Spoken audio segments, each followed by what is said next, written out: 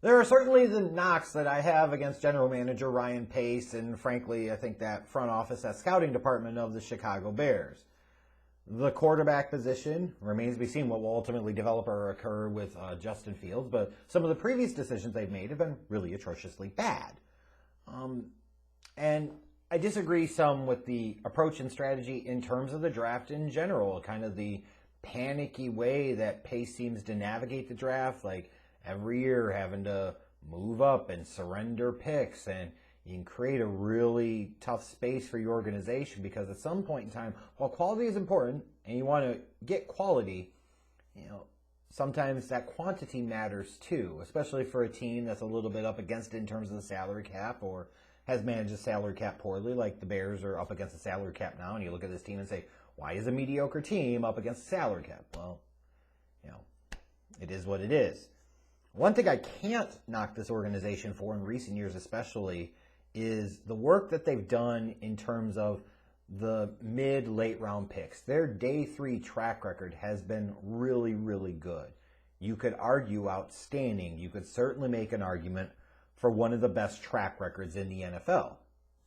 I don't think it's hyperbole to say that. I don't think that's Bears bias stepping in. Like that's a reality. This team has done really well to find contributors and in some cases stars on day 3 of the draft. Like you think about guys like Eddie Jackson and Tariq Cohen. They were 4th round picks in 2018, and they were vital members of a team that went on to win the division that year. Now, when you give up 2 first-round picks to trade for Khalil Mack, it forces you to have to be strong on day 3. But the Bears have been. Like Darnell Mooney this past year, he looks like he's a real keeper. Every year it seems like this team seems to find somebody on day 3. So there's this piece of trepidation and worry about the Bears' strategy sometimes at the top of the draft. But as I get into day 3, I find it weird that I'm actually incredibly comfortable because they seem to do a really good job of finding guys. Or in this case, having guys fall to them or whatever the case might be. And I look and I wonder if Dazz Newsome is going to be another one of those types of guys. That type of guy that we look back on in 4 or 5 years and say, man, he ended up being a real steal. And the fact that they were able to get him in the 6th round, unless I'm missing something significant, I just don't know how the hell that happened. Let's be clear. Because I think his value and his talent was much better than a 6th round pick. And maybe some of it was the fact that he has good but not super explosive speed, or he's kind of limited to a slot role. Maybe there was thoughts that Dyami Brown, his teammate, the other wide receiver at North Carolina, was a better prospect, but I don't know that I fundamentally agree with that at all. The guy that popped to me more on tape over the past couple of years, the guy that stood out to me more was not Dyami Brown, it was actually Dazz Newsome. So when the Bears got him in the 6th round, I was really, really excited because I look at a kid and I say, this is a guy that does have enough speed to be a home run hitter. He doesn't have pure blazing speed, but he can get you. And especially in the open field, he can really get you. This is the epitome of what you would want out of a slot wide receiver in terms of catch the ball and then go make plays happen.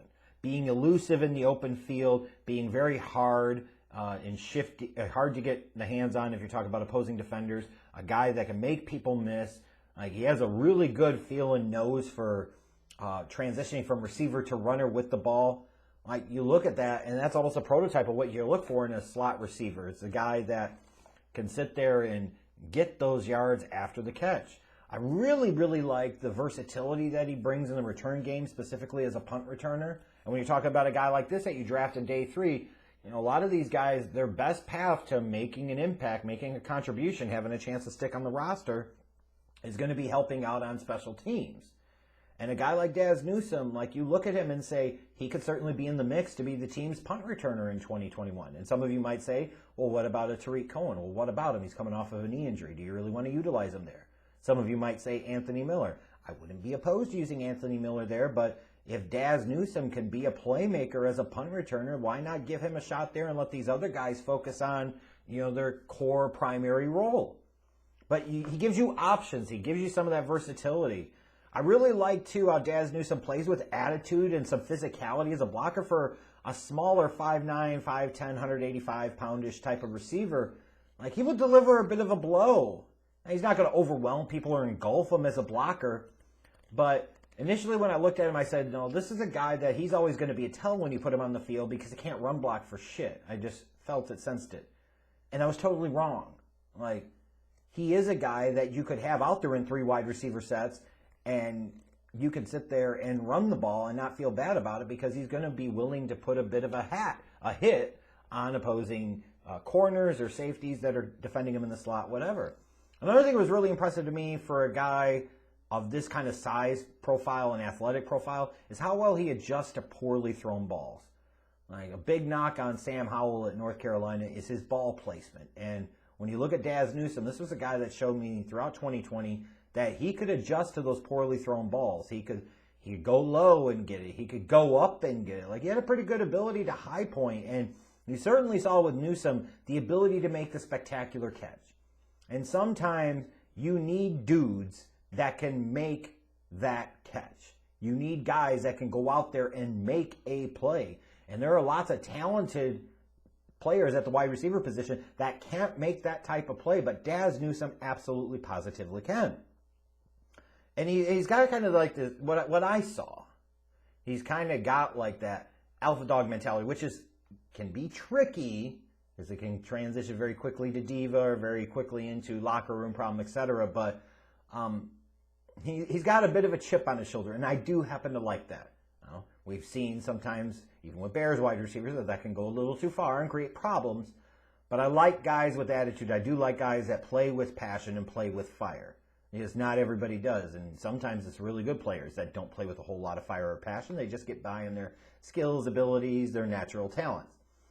But as I start to think of maybe why Dazz Newsome was even there for the Bears to draft in round 6, I don't think he's consistently explosive off the line. Like, you see some of that explosiveness. He does have good short area burst and quickness.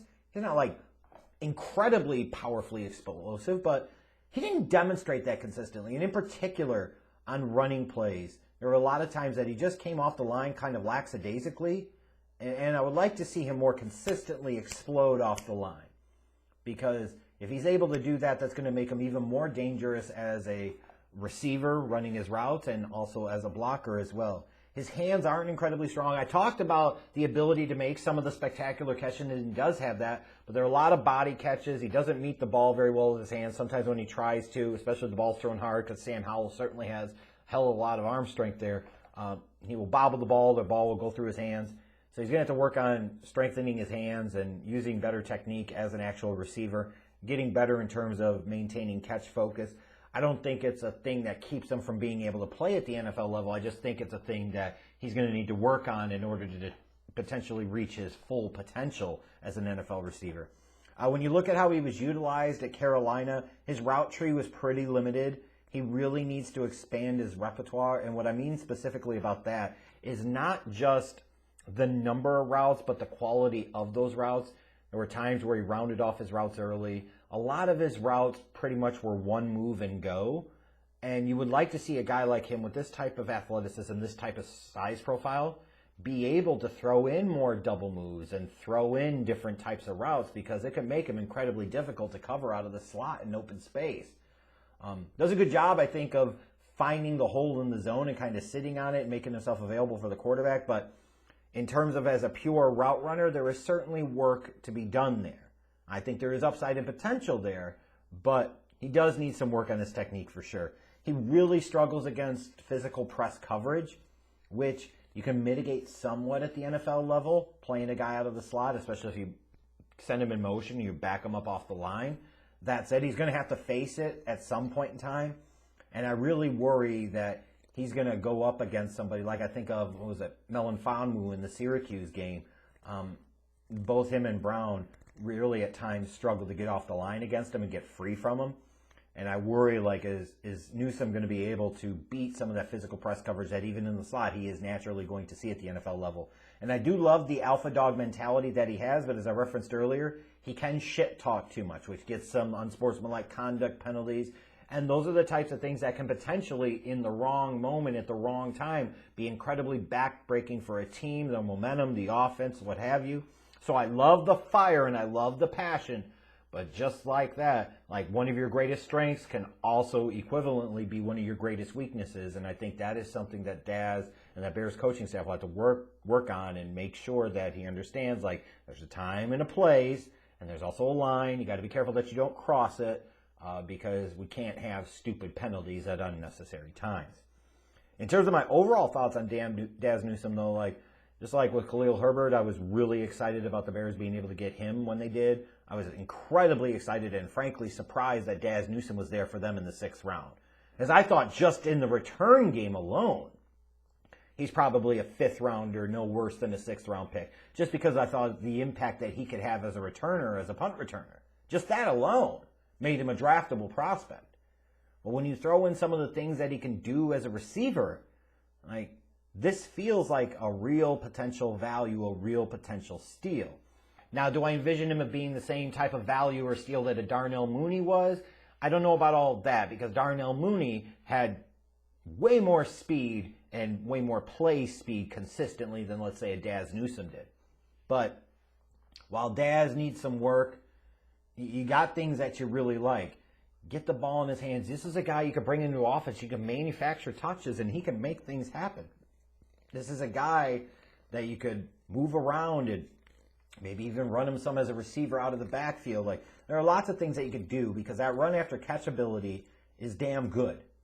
And I'm excited to see what he could potentially do in this offense. Now I look at it and I say, how much of an opportunity is he going to get? Because he comes to a team that kind of has a bit of what feels like a loaded depth chart there, with Allen Robinson and Mooney being your top 2, and then Anthony Miller, and then, maybe some other guys that you have to bang with here. But I look at him and I feel like he's got a chance to make the roster out of training camp. I'd like to see him get an opportunity as the team's primary punt returner. And even if he goes into the season as a 4th or 5th wide receiver, like, I could envision at some point in time during the year, like, you're going to bring him in for some stuff. You're going to bring him in for some plays.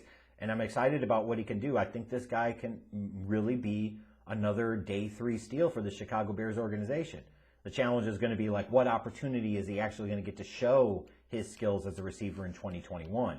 Are we talking about him more in 2022 and 2023 and so forth? But for some of the concerns I have about pace and the philosophy and approach to the draft, Dazz Newsome's another example to me of how this team does really, really well pretty much almost every single year on day 3, which is of critical importance.